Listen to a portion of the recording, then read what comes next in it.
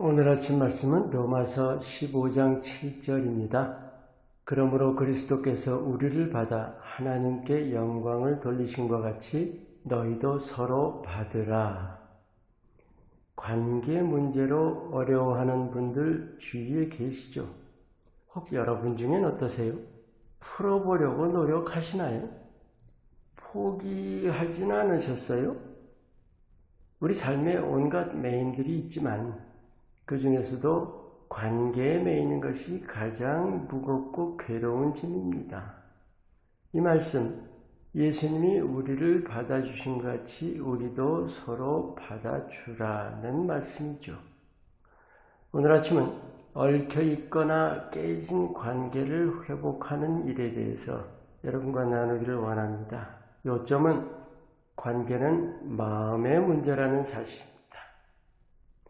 사람 사이에 관계를 맺는 그 전제는 서로가 받는 것입니다. 자신의 마음 안에 받아들인다는 거죠. 서로가 서로를 마음에 받아들일 때 그것이 두 사람 간의 관계가 맺어지는 것입니다. 그런데 어때요? 아무나 받아들일 수 있나요? 서로 마음에 맞아야 받을 수 있죠. 아무리 가까운 친지라도 마음에 안 맞으면 못 받는 거예요. 부모 자녀 간에도 형제 자매 간도 얼마든지 서로 등 돌리고 있거나 서로 싸우다가 법정까지도 가잖아요.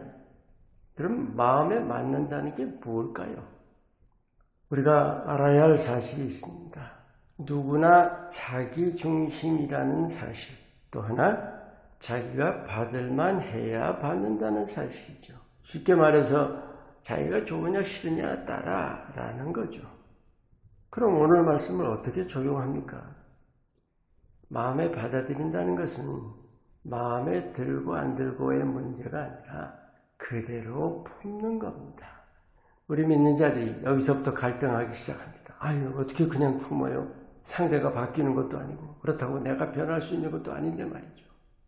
상대가 아니라 내가 바뀌어야 하는 거죠. 마음이 바뀌어야 하는 건데 구체적으로는 굳은 마음이 부드러운 마음으로 바뀌어야 하는 겁니다. 이게 비결이에요. 우리 관계 해결에 아주 중요한 실마리입니다. 우리가 믿는 바가 예수 그리스도의 십자가를 통한 하나님의 사랑이잖아요. 예수님께서 십자가에서 보여주신 대표적인 그 말씀이 있어요. 주여 저들을 용서해 주시옵소서. 아무 죄 없는 자신을 십자가에 못 박아 죽이기까지 하는 사람들을 향해서 아버지께 올리신 기도입니다. 그래서 우리 모두를 오늘 말씀처럼 악하고 더러운 그 모습 그대로 품어주신 거죠. 사람의 된됨은 그 기본이 이기적입니다. 단순히 자기를 위하고 이롭게 한다는 그런 정도가 아니라 내가 왕이다죠. 내가 최고고 내가 최우선이고 내 마음에 맞아야 하고 내가 좋아야 하고 거의 일방적입니다. 그래서 남을 포용한다는 게 불가능합니다. 여러분 마음에 들거나 또 마음에 맞거나 내가 좋거나 하는 것은 포용이 아니죠. 포용은 중심을 나 중심에서 상대에게로 옮기는 겁니다. 여러분 우리가 십자가가 아니었다면 그래서 우리가 하나님의 사랑을 깨닫지 못했다면 어땠을 것 같아요. 그런데 십자가를 알고 믿고 예수님을 따른다면 예수님이 십자가로 친히 보를 보이신 대로 우리도 받기를 힘써야 하는 게 아닐까요? 근데 어떻게 힘써야 돼요? 정확히 말씀드리면 부드러운 마음입니다. 온유함이죠. 남을 우리가 못 받는 까닭은 마음이 굳기 때문입니다. 부드러운 마음이어야 받을 수 있습니다. 중요한 질문이 있어요. 우리가 마음 먹는다고 부드러운 마음을 가질 수 있을까요? 그래서 하나님께서 에스겔을 통해서 예언을 주신 말씀, 에스겔 36장 26절에 새 영을 너희 속에 두고 새 마음을 너희에게 준다. 그런데 너희 육신에서 굳은 마음을 제어하고 부드러운 마음을 줄 것이다. 거기 새 영이라는 말씀이 있죠. 우리가 거듭날 때 새 영이 거듭나죠. 근데 그 다음 말씀 27절 말씀에 또 내 영을 너희 안에 두어서 너희로 내 율례를 행하게 하리니 우리가 예수님을 영접해서 거듭날 때 그 거듭남을 통해서 성령의 능력으로 우리의 굳어있던 마음이 부드러워질 수 있다는 거예요. 내가 힘쓴다고 되는 일이 아니지만 우리가 성령을 힘입어서 내 단단했던 마음을 부드럽게 만들어가는 것입니다. 여러분, 좋은 예가 있어요. 분명히 용서했는데 자꾸 다시 떠오르고 자꾸 마음에 부대끼는 거 있죠. 용서라는 건 부드러운 마음이 아니고는 안 되거든요. 바로 그 점이에요.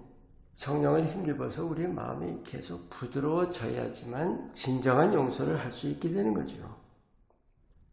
중요한 것은 내 마음이 부드러워지길 내가 정말 간절히 원하는가 하는 점이에요. 성령님이 아무리 도와주셔도 내가 원치 않으면 되지 않습니다. 또 굳은 마음 바꾸기 원한다고 해서 이를 악물고 힘쓸 게 아니죠. 함께 하시는 예수님을 실제로 붙잡아야 합니다. 그리고 때마다 간절한 진심을 보여드려야 합니다. 주님, 내 이 단단한 마음 아시죠? 나 정말 이 굳은 마음을 예수님 같은 부드러운 마음으로 바꾸기 원합니다. 주님 도와주세요. 그럴 때 그렇게 단단하던 마음이 서서히 녹아내리기 시작하는 것입니다. 할렐루야. 사람이 어떤 모습이든지 서로 품으면 서로 잘 되는 법이죠. 서로 부딪히면 서로 상할 뿐입니다. 원리는 지극히 단순한데 실제 현실은 지극히 복잡해요. 그것도 실제 복잡한 게 아니죠. 내가 나를 위한 계산 때문에 복잡한 겁니다. 그 계산 때문에 마음이 굳은 채로 관계가 갈등인 채로 그대로 있는 거예요. 무한하신 사랑, 그 하나님의 자녀라면 이 사랑 없는 세상을 보면서 우리가 꼭 자신을 들여다봐야 합니다. 남 비난하고 세상 비난할 게 아니라 스스로가 바뀌어야 합니다. 예수님께 나아가서 낮은 마음과 부드러운 마음을 배워가면서 모든 사람을 품을 수 있는 데까지 나아가시기를 축원합니다. 기도합니다. 사람으로 낮아지셔서 십자가에 달리시기까지 우리에게 보여주신 예수님의 마음, 그 마음을 본받도록 매 순간 힘이 되어 주시옵소서. 예수님의 이름으로 기도합니다. 아멘.